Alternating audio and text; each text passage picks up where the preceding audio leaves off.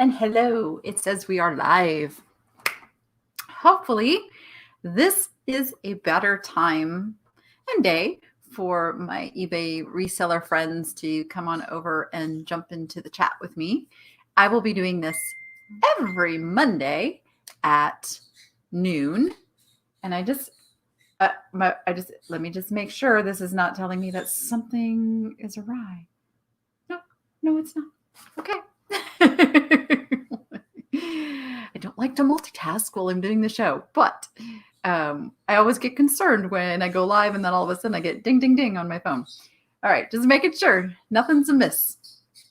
Hoping you guys make your way over here. And I just announced it over in the Facebook group. If you're not in the Facebook group and you're seeing this, that is the Niche to Profit Facebook group over on Facebook. And I'll put a link down in the description after this is over. I can give you a link to go to that if you're watching this on the replay. Okay, so I did say I'm going to talk about Carnival Glass today, and I will get to that. And you can see the reason I picked that topic is I have a bunch of Carnival Glass that I have to look up and see if it's worth selling. So I figured, hey, I'll do that with you. You can see how I do that process.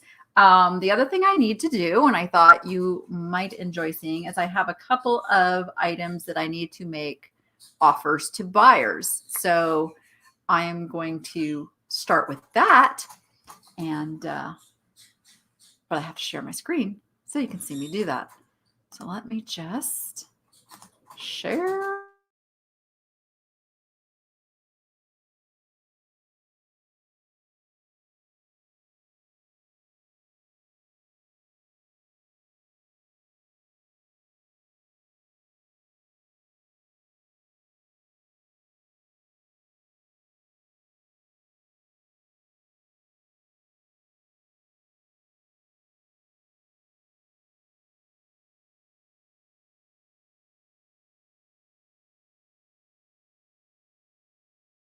Crazy. No. Remove from screen. I don't even know what just happened there. Yeah. I just had a total Google crash here. Hold on, guys. Wowza. I have never, ever had that happen before. Yeah. Hold on. I got to get all my screens back up here. Jeez. Okay. Let's try that again. As I said, I'm going to share my screen and show you how I do the offers to. Okay, my software that does the show is doing something wonky now too, so I'm going to try to.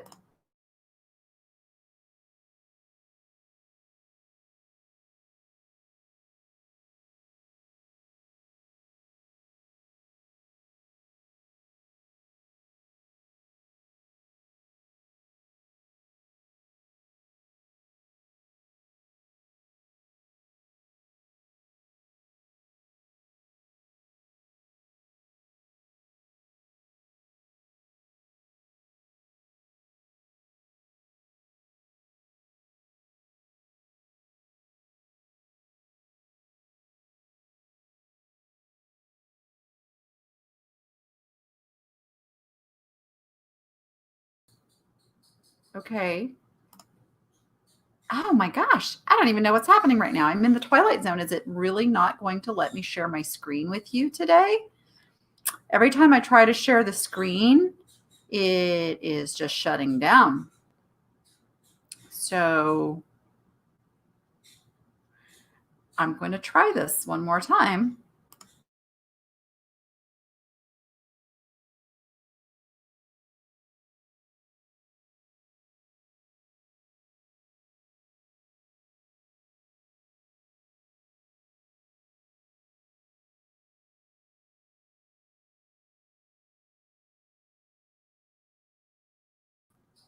All right. Well, this is a dilemma.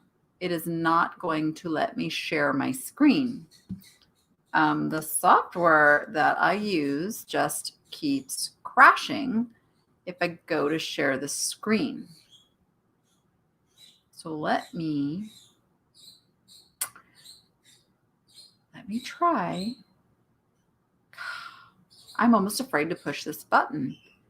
But if I can't share the screen, this is going to be a problem. Okay, crossing fingers. Okay, that part. Okay, I'm gonna push this button and see if it works. Okay, bear with me. I'm trying. I don't even know what happens when everything crashes. If you can still see, I don't think you can see me when. I don't know if you can see me when I do that or not. Anyway, I'm gonna hit this one more time because I need to be able to share the screen. Okay, cross fingers.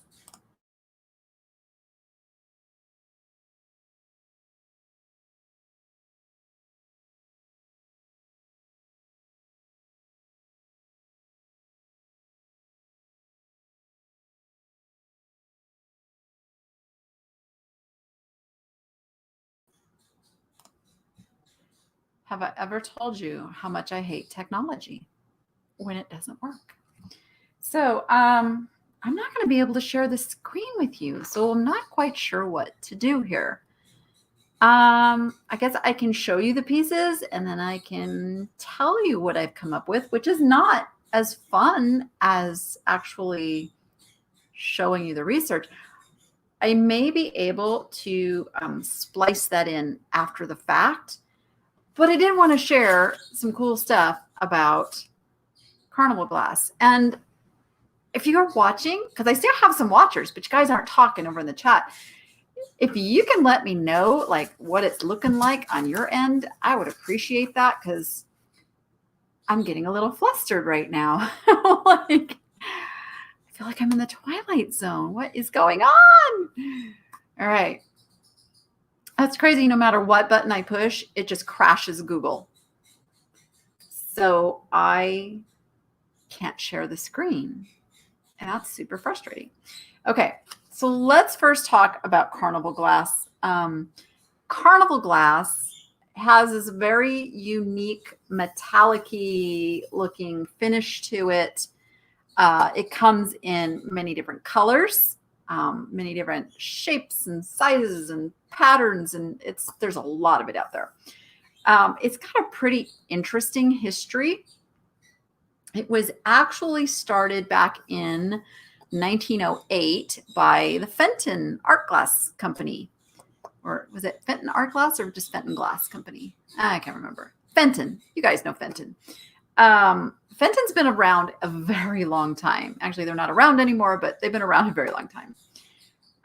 So they started Carnival Glass as their answer to the very, very expensive Tiffany and Steuben glass of the time, which is a blown glass that has an iridescent favrile, I think is how you say that, F-A-V-R-I-L-E, finish to it.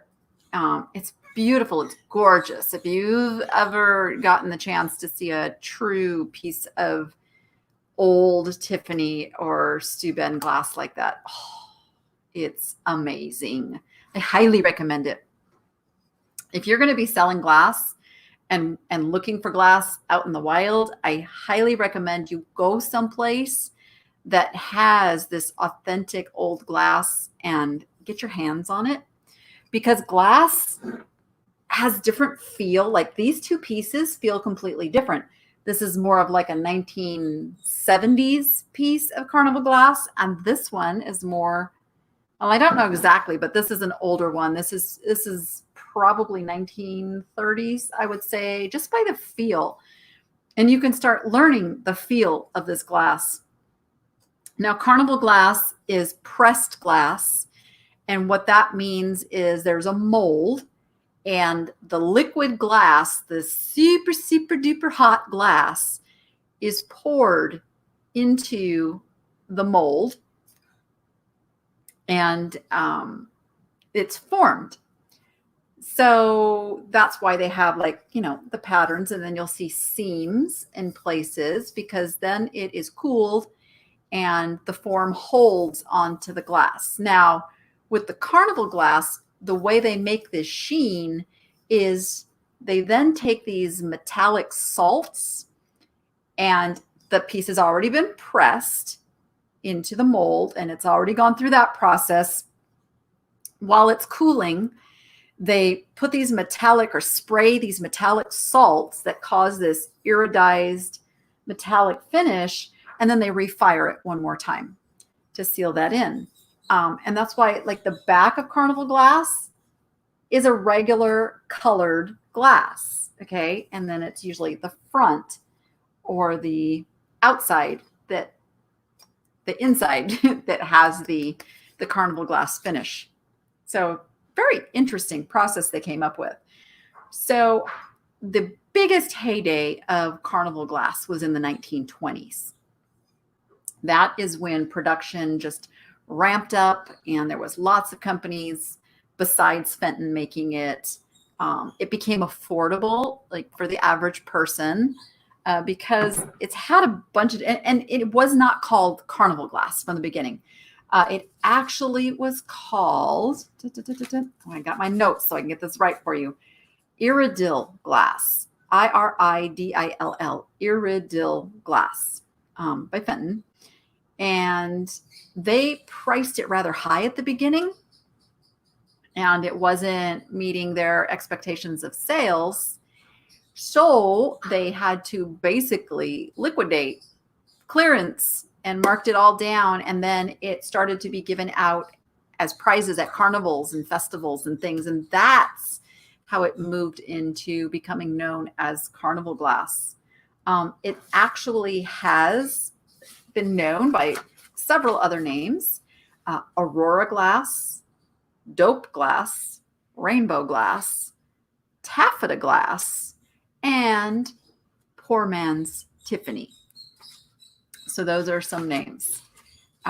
But most of it was actually not given out at carnivals. Most of this was purchased by housewives who wanted to brighten their home because of the beautiful colors and the shimmer to it, because there wasn't a lot of electric lighting used back in the day because it was very expensive. So it was just to give some color and brightness to accent the home. That was the normal reason it was purchased. Let's see.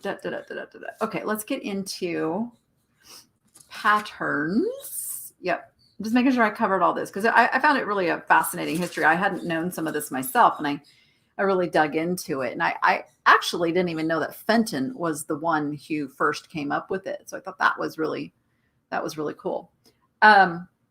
So it's given a color, and sometimes it's really hard to look at this side, the Carnival glass finish, and go, what color is that? It looks gold, right? You need to look at the base color. So in this case, it's a purple, it's an amethyst glass, okay? And this is also where you can find the pattern.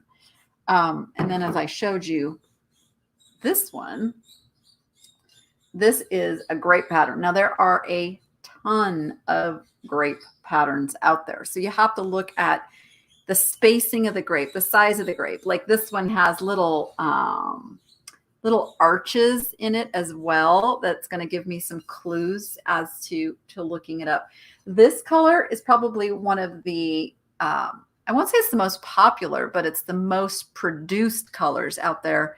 And it's known as marigold. Marigold is, and this one too, you can look at the inside and the outside and pretty much see that same Carnival glass finish, but you can also really see the color at the edges. So the edges are not, I don't know if you can see that, the edges are not carnivalized, I guess we could call it. They've got the true color. And then this is a fairly contemporary piece. It's made by Westmoreland. It is, a little squirrel dish, and it's like almost black, but again, you would call that amethyst. amethyst glass.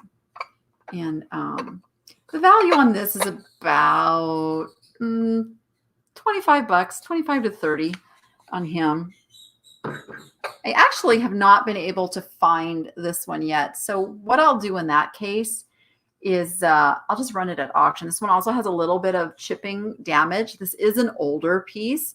And you can see, you know, it's not perfect. It's got this is known as a straw mark. Now, normally straw marks are down on the bottom of a piece of glass, but because these are double fired and they're fired after they put those metallic salts on, the occlusions or the straw marks can happen after the fact. So that's what that is. It happens in the cooling process. It's not technically a defect.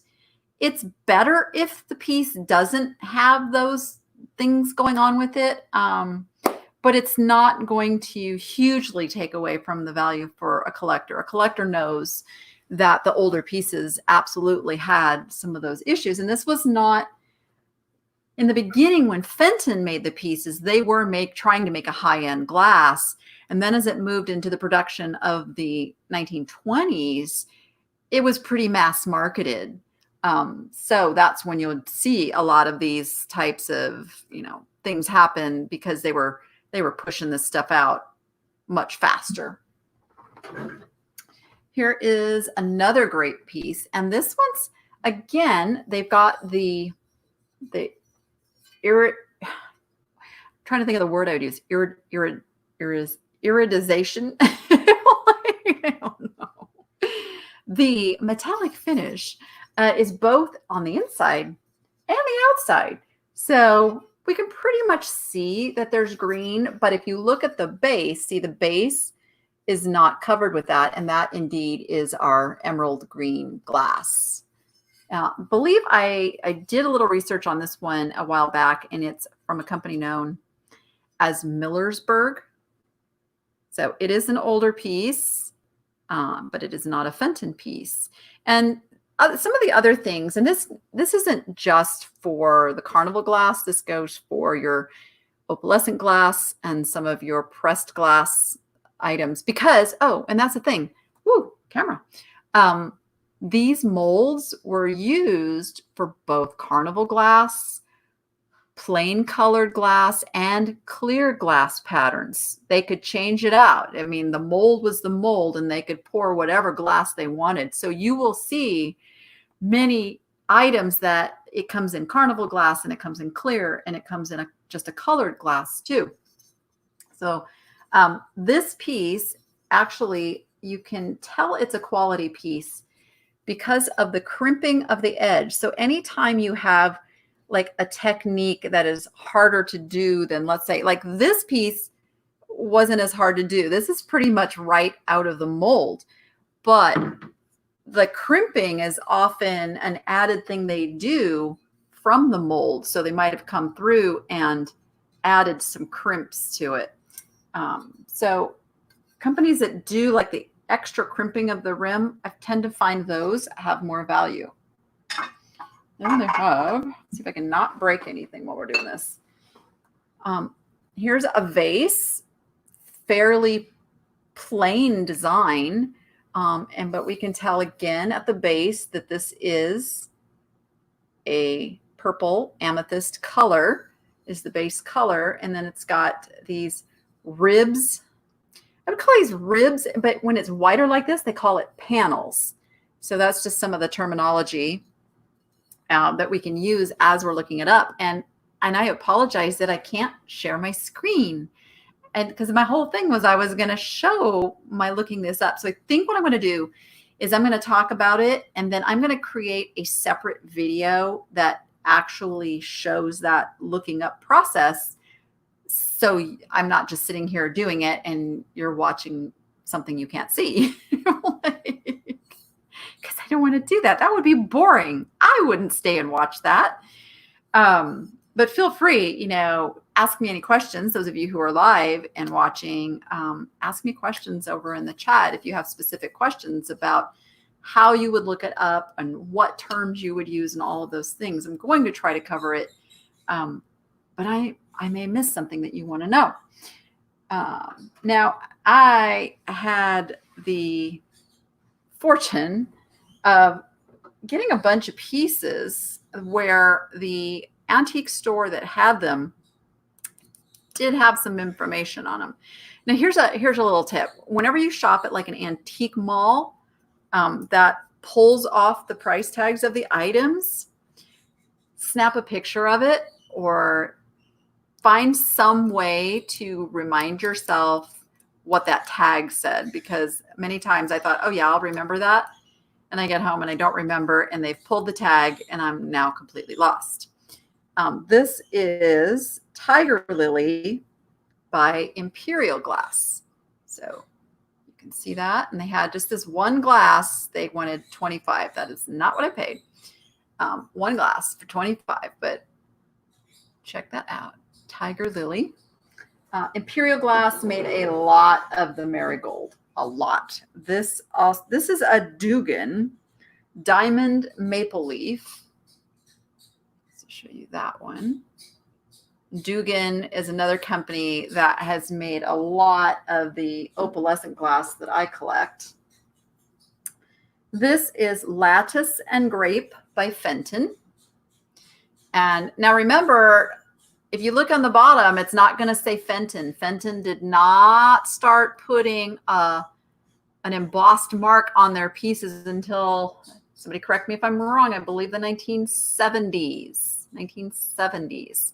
And they used some paper labels prior to that. But back when Fenton started, they weren't marketing it. Because remember, this is interesting, because just like if you've ever heard me talk about American Brilliant cut glass, they were mimicking the European cut glass market. And so when the American Brilliant glass first started, they did not put signatures. They did not mark their items because they wanted to fool people into thinking it was the expensive European glass, but at a good price, right? So much the same thing. Fenton was trying to make you think you were purchasing a more expensive glass. And actually, they thought of themselves as an expensive glass company, but because one already existed, because the Tiffany and the Steuben already existed, people weren't buying it. They weren't buying it that way. So they switched gears and did a little flex in the company, and look where it got them. It's like, okay, we don't have to be that super duper high end glass. We can fill the market with something that people love and still make a ton of money. And that's pretty much what Fenton did. So again, this one they had marked at $30. This one is Water Lily and Cattails by Northwood. So Northwood, again, another company that does a lot of collectible glass. I think the patterns are just so cool. And they're raised. You can feel them because it was poured in a mold and molded to that. So this is a fairly common crab claw by Imperial Glass. Now, they had a $55 price tag on this. I'm going to have to do a little research and see if that is an accurate price. To me, this is a very common kind of motif. And I'm not sure I don't know. I could be wrong. I will check it out. But I'm thinking that's a little overpriced. And this one is Fruit Luster by Federal Glass. You can see can you see the panels? It's a little hard to see, but you can kind of in the light. It's a thing doing the show now at noon. I got better lighting here. And then it's just got the pattern up at the edge here. So, all right. And then I've got a lot of the marigold. I mean, the marigold is what you're going to most commonly find out in the wild. When you find the purples and the greens, and there's a couple other like very interesting colors, those are worth really looking up because they can be worth a lot of money. They weren't as heavily produced. Okay, this is a Fenton open edge.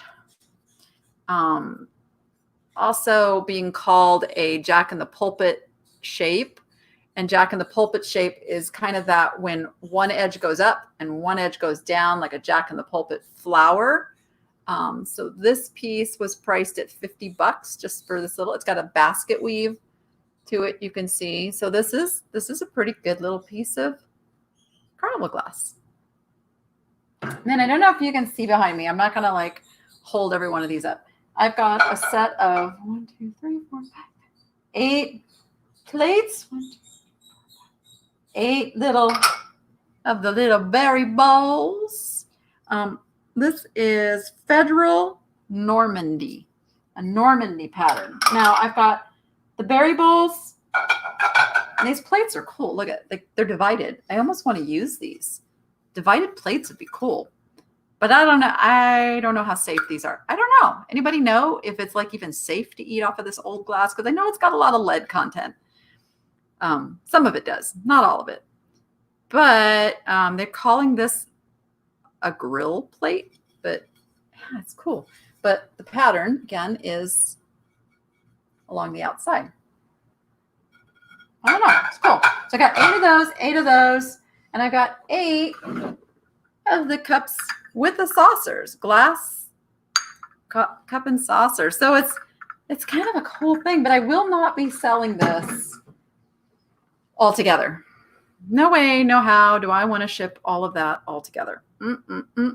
Not doing it. So I will do it probably, I don't know if I'll do it in pairs or in 4s. I'm going to kind of figure out what the shipping ramifications are, the box that it would go in, and kind of judge it by that to decide how I'm going to list that. Also value. I don't want to list things that are only worth $10. I want to list things that are worth at least 20. But with a hassle factor included, I want that to go up substantially. So the things you got to figure out, you know, when you're doing this business to make it worthwhile for you. So because I am not able to do what I normally do on this show, which is share the screen, and I will get this fixed, hopefully, and be able to do that next week, we're going to end it early. I normally go for an hour. I'm just going to go for 30 minutes this time. And I'm actually heading down to the Antique Mall, which is opened back up again as of Saturday. I didn't go over the weekend because I wanted to give dealers a chance to stock some more stuff in there or put on sales so I can go shopping. And yes, I will be filming. Yes, I'm going to be filming shopping again. Yay. So yeah, so that's what I have in store for this afternoon. So with that, thank you for those who were watching live, and thank you for those watching on the replay. If you've made it to this point, please do subscribe and hit the little notification button so you know when I go live again and you know when I upload new videos. Always open to requests for things that you want to learn about, things that you want to see or talk about. I do this to help you, and because I want to see everybody be successful that wants to be successful in this business. All right. So with that, go be profitable and make it fun. See you the next time, everyone. Thanks.